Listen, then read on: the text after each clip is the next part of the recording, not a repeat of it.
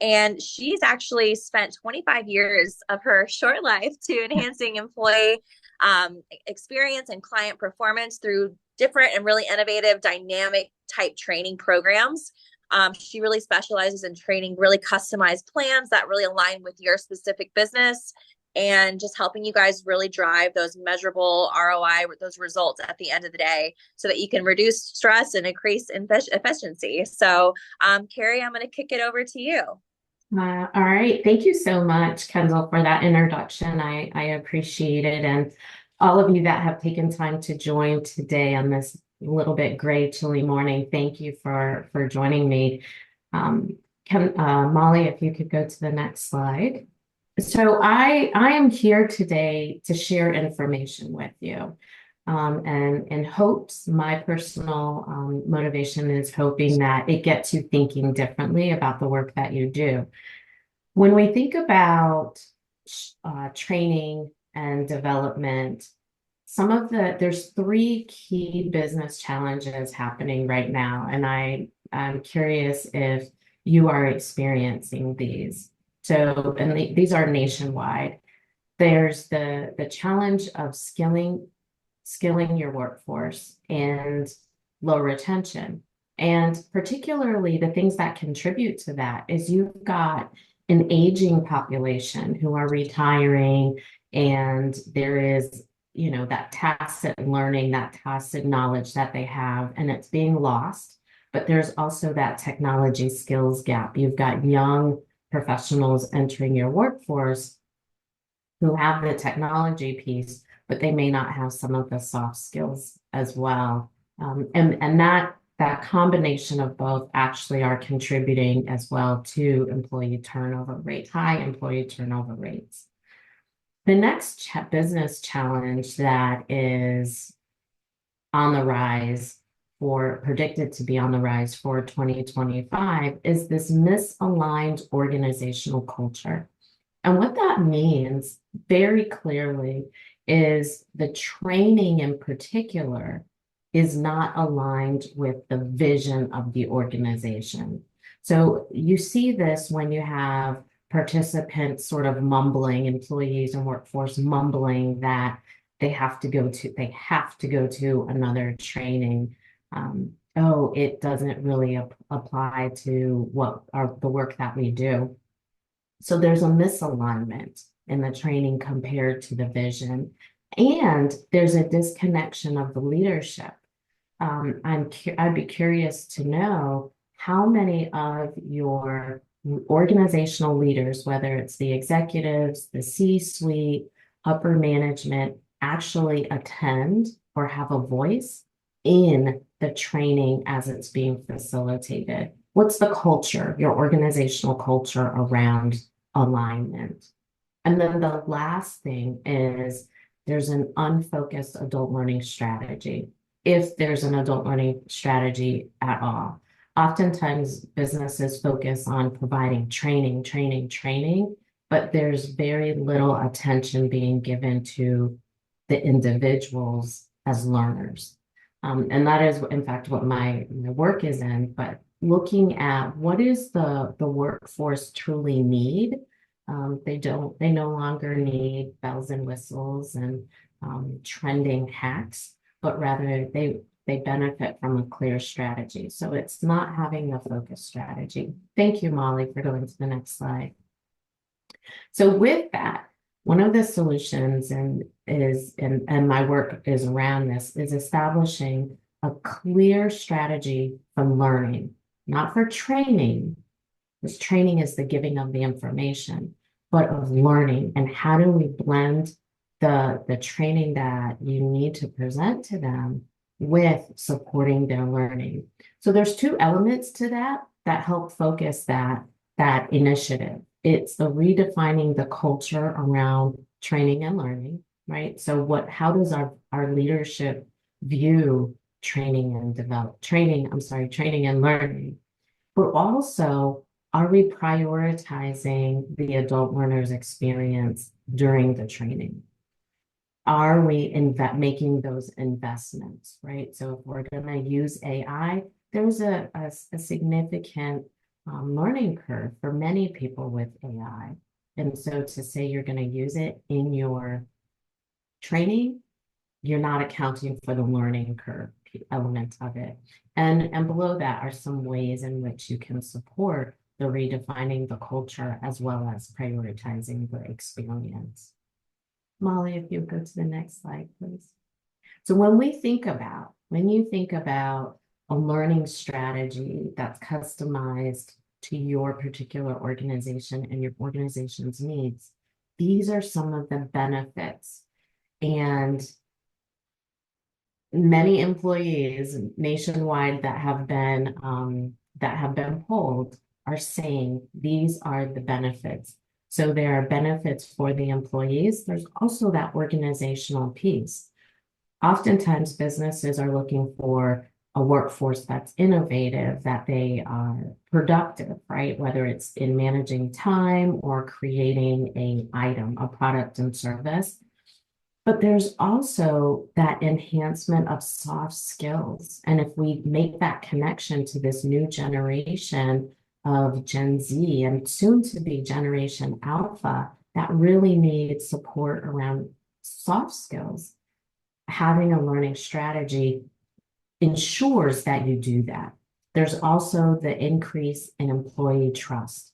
When you think about employee retention and how do you combat employee retention and that decrease your numbers around turnover, increasing trust helps with that. And to that end as well, you've got this healthier employees, right? So building their confidence. I was sharing with someone yesterday, so often employees and people in general, we know what we want to do. We may even know how to do something, but if we don't have the confidence in our abilities, we are not going to do that, whatever the thing is, right? So in supporting employee confidence is also part of the strategy, and it bleeds into, it lends itself to the innovation, the productivity, and safer work environments. And those things contribute to your competitive advantage as an organization. And that's what we're all looking for. So those are some of the added benefits of having a strategically designed and aligned learning strategy. Molly, next slide, please. Definitely people are going to ask the question, well, how long does this take? And so I'm presenting a bar graph of very general terms in weeks.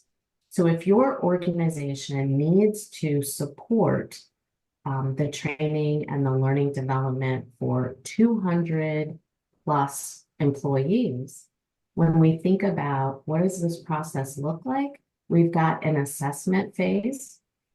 We also have a design, the training strategy phase, and then an implementation and evaluation strategy phase. And so for larger organizations, that assessment of what currently exists, it takes on average 3 weeks, all hands on deck, very laser focused.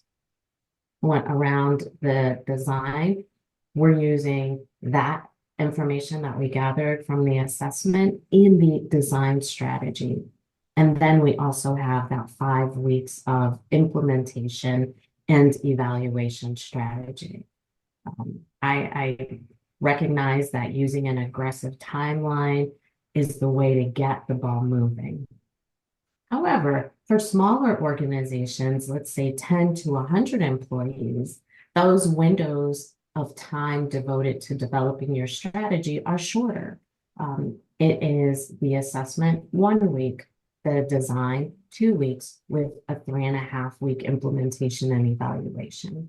So I put this particular timeline on here because I recognize there are organizations across industries and across various sizes, and your size obviously and directly relates to what in fact you can, the breadth and the depth of the training that you need to put together. Next slide, Molly. So when we think about some use cases, in my work, I pulled together some cases that in the timeline strategy that I've used, the approach that I take. In the first case, with the training program alignment, that was an existing program that was outdated. They've on average have about 100 learners or adult learning users at any one given time, but the program was outdated and it needed to be updated to match industry trends, but also the learners, the users had evolved over time and the training wasn't accounting for their new needs. So there's that example. Another, the one in the middle with the three bubbles, the organization merger, that was a case where you had two very distinct programs, organizations, divisions that ended up blending. But they had a distinctly different approach to training and learning management. One left it to the employees. They were supported in doing their own development. The other organization focused and they had a culture of social learning. They were teaching one another. They were going in groups to various conferences and such. And so how do you blend those very distinctly different approaches? And in that regard, I encourage them to use a community of learning as a culture model. And in the last case, this one, the new hire training program, this is actually a growing business, exponentially growing, thriving business. However, they didn't have a clearly laid out training program. And so in this case, we took all of their information, their notes, their systems, and their knowledge, and strategically organized that so that any new hires to that organization had a very clear path.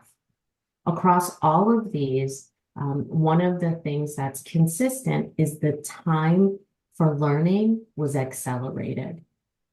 In the first case with the training program alignment, the user's confidence was accelerated. And if you look at the change in their survey results, there was some built-in confidence there.